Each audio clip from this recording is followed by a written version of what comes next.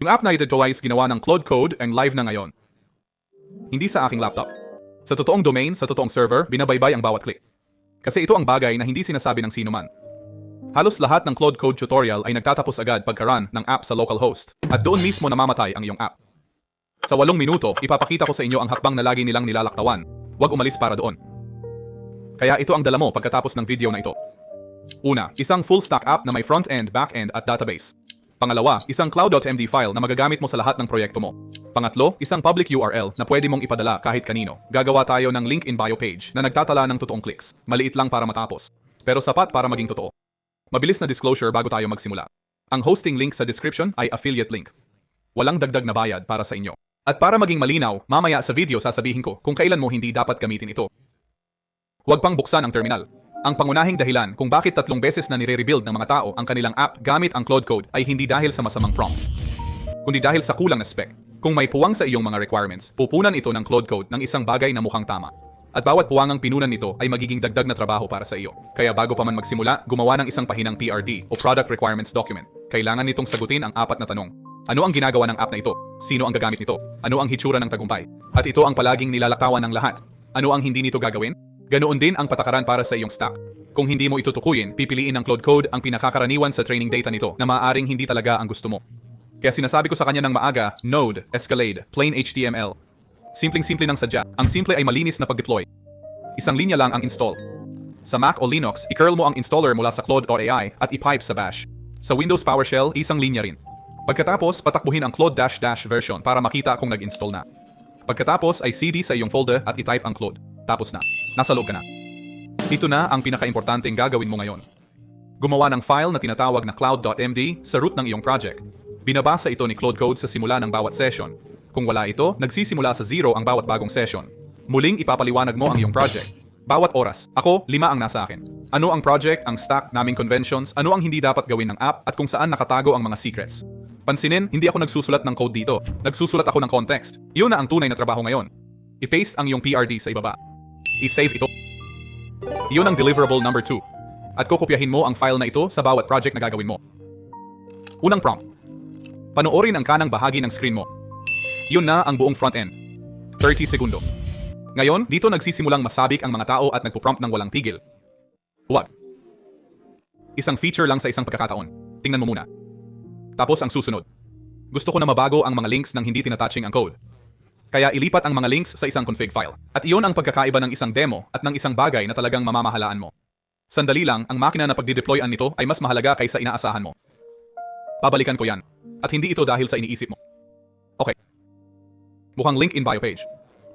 Pero ngayon, magandang page lang siya. Wala pa siyang alam. Ayusin natin iyan. Ito ang prompt. Maglagay ng backend na naglo-log ng bawat click, aling link, anong oras sa SQLite. At dito madami sa inyo ang matatamaan ng pader na di ninyo nakikita. Kanina lang, folder ng files lang to. Kahit anong libreng static host, tatanggapin, walang problema. Ngayon, hindi na.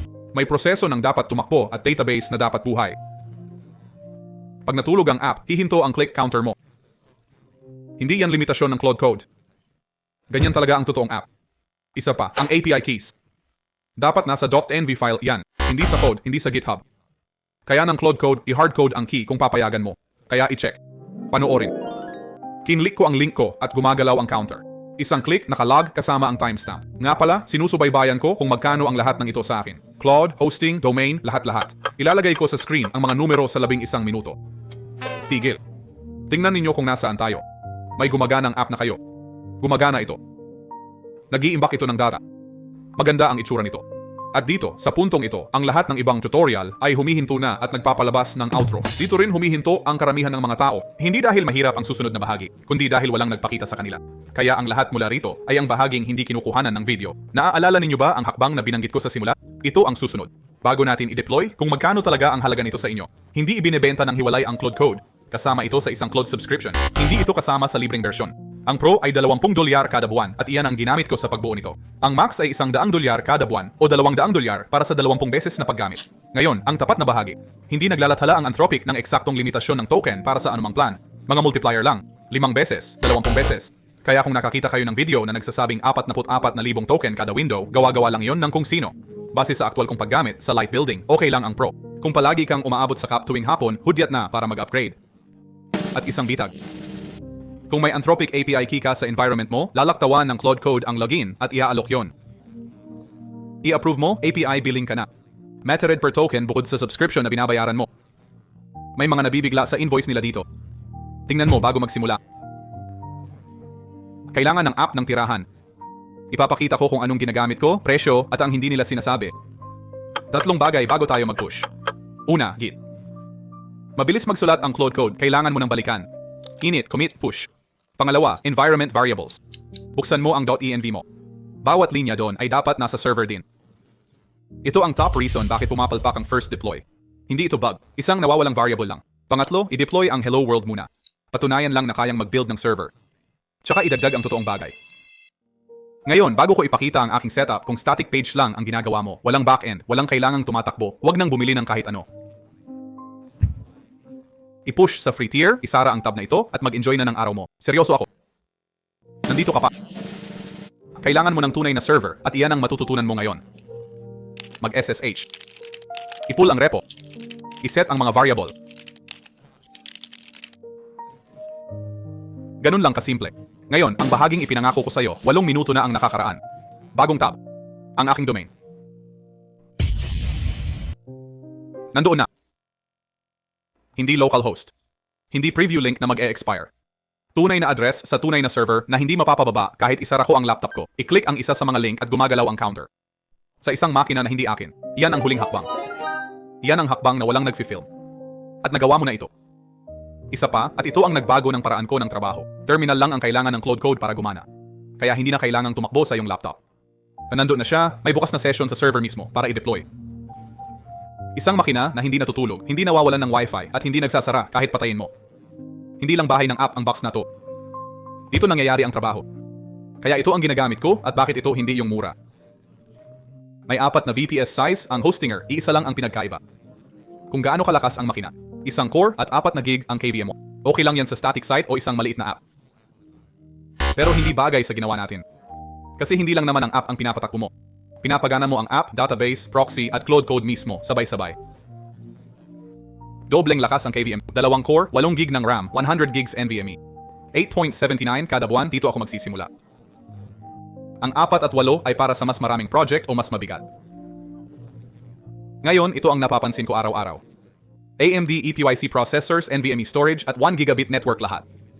At sa iyo lang iyan, hindi hati sa iba sa makina. Ikaw ang pipili kung saan pisikal na nakaset ang server. May mga data centers sa buong North America, Europe, Asia at South America. Piliin ang pinakamalapit sa mga gumagamit ng iyong app. May buong root access ka. Iyo ang machine na iyon. I-install ang gusto mo at walang bawal para sa iyo. Automatikong nagba-backup tuwing linggo at maaari kang mag-snapshot bago gumawa ng mapanganib. Kaya kung masira mo ito alas 2 ng umaga, i-rollback mo lang. May built-in na AI assistant sa panel at may API kung gusto mong i-automate.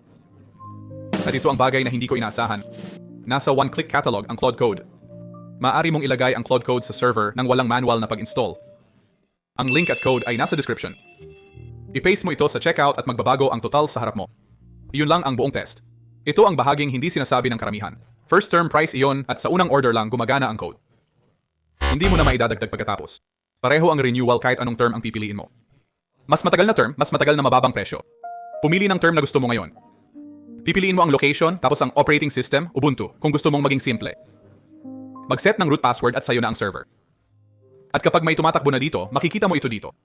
Isinasaad ng panel ang bawat proyekto sa server kung tumatakbo ba ito at bawat isa ay may sariling terminal. Yun ang parehong machine na pinasok ko kanina. Day money back. Mag-deploy ngayong gabi. Kung hindi para sa'yo, i-refund at itago ang app. Sige, ang mga numero. Ito ang lahat ng nagastos ko. Claude Pro, $20 bawat buwan. Ang server, wala pang $9. Ang domain, libre sa unang taon kasama ang plan. Depende sa lugar mo ang buwis, kaya ikaw na ang magdagdag. Yan ang buong build.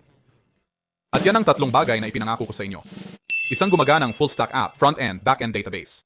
Isang cloud.md file na i-paste mo sa bawat proyekto pagkatapos nito. At isang public URL na maaari mong ipadala sa kahit sino. Na ipadala mo nga sa isang tao. Ngayon na. Yun ang bahagi na nagpapatotoo nito. Hindi na ang tool ang mahirap na parte. Ang pagtatapos ang mahirap. At natapos mo na. Isang bagay na nilaktawan ko, ang pagpapatakbo ng Claude Code sa server ng buong araw, mga agent na nagtatrabaho habang natutulog ka. Yun ang susunod na video, nasa screen na ngayon.